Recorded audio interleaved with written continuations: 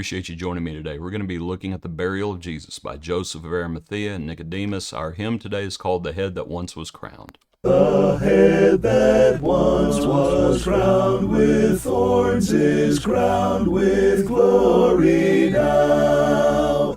A royal diadem adorns the mighty victor's brow. The highest place that heaven affords is his by sovereign right. The King of kings and Lord of lords and heaven's eternal light. Appreciate John Rogers singing this one. The joy of all who dwell above, the joy of all below, to whom he manifests his love and grants his name to know. To them the cross with all its shame, with all its grace is given, their name an everlasting name, their joy the joy of heaven. The cross he bore is life and health, though shame and death to him, his people's hope, his people's wealth, their everlasting theme.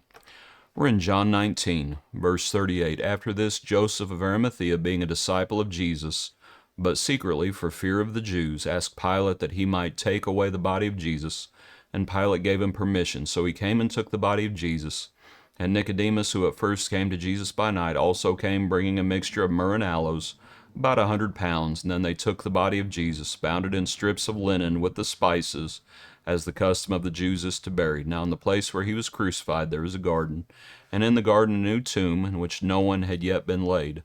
So there they laid Jesus, because of the Jews' preparation day, for the tomb was nearby. You know, I think it's interesting to look at this account. The other accounts mention Joseph, but it's only John's account that mentions Nicodemus. And you might ask why that is. And I think one reason is because Nicodemus is only mentioned in the Gospel of John.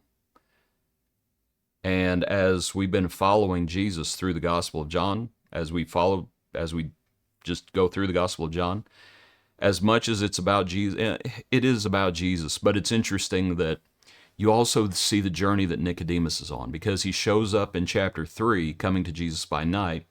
He shows up in chapter 7 when he's trying to tell his peers, it's like, we need to, it's like, does our law condemn a man without hearing him? And then he shows up here at the end, coming out of the shadows and helping Joseph of Arimathea bury Jesus. And so I think that's one reason that he's mentioned here, because we've been following him. But also I was thinking about Nicodemus, and I was thinking about the excuses that these two men could use. And we know a little bit less about Joseph of Arimathea. But you know, these two, at least Nicodemus, let's just focus on him. He could have said, you know, I'm an old man. Let the younger ones do it. We know he's an old man. He's an old man 3 years before this in John 3. He's 3 years older now. Might consider it. He could have said, you know, let his disciples bury him. You know, here they were, and yes, I know they're called disciples, but they're secret disciples. He could have said, let the apostles bury him. Let his mother bury him. But he doesn't. He could have said, you know, I'll lose my position in the council if I do this. He could have said that. He could have said, what's done is done. I think both, it says specifically with Joseph and surely with Nicodemus as well, they were not consenting to the council's deed. They were defeated. And they could have just said, you know what? What's done is done, and we're just going to keep our head low. And yet they don't say any of that. They come and they take the body of Jesus. And I was thinking about these two men taking courage. And I was thinking how wonderful it is to have a friend. When you're afraid, how wonderful it is to have a friend. Would Joseph have done it all on his own? I don't know. Would Nicodemus have done it all on his own?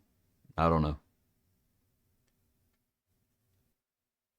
I know together they bury the body of Jesus. And it's wonderful to have a friend. Seems like Solomon wrote something about that. Remember Jesus sending the disciples out 2 by 2. It's good to have a friend to work with as we think about Jesus and the blessings found in him. Appreciate you.